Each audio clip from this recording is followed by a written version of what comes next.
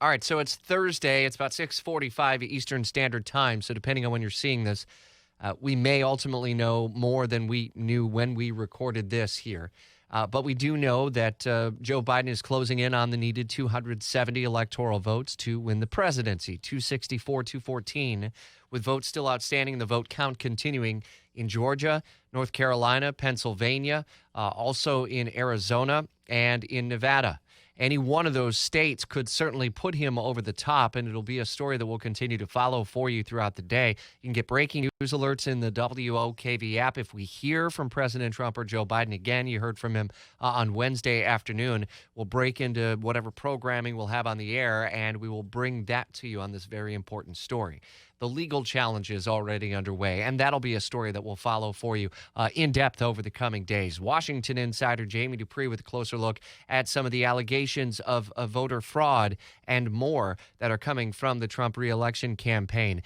That story is going to be updated throughout the day here on 104.5 FM and at WOKV.com. We're still all kind of catching our collective breaths.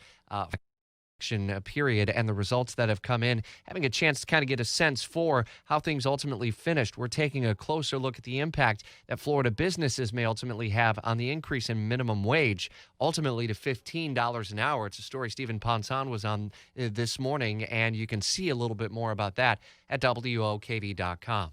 Weather is going to be a big story over the coming days. I hope you enjoyed that nice taste of fall that we had for about 4 days, give or take. As we're turning a little more humid, we see these tropical downpours at times and warmer temps as well. It's going to feel every bit of 80 degrees, it looks like, all the way through the weekend. Chief Meteorologist Mike Burrish is tracking times of downpours that may feel kind of tropical.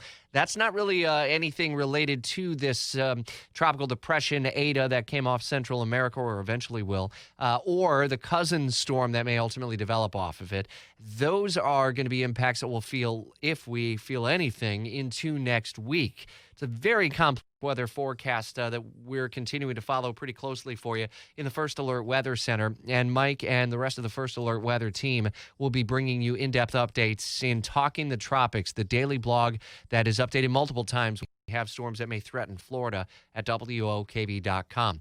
Could be that most of next week we are talking about the impacts from this system that would move out of the Caribbean through South Florida and ultimately to the north. But still, it is Thursday. A lot is yet to come in that forecast, and that's why it's going to help to pay attention to what's happening in the changing forecast. Have an ear on the radio for instant updates. You can follow along in the 104.5 WOKV app. Have a safe day.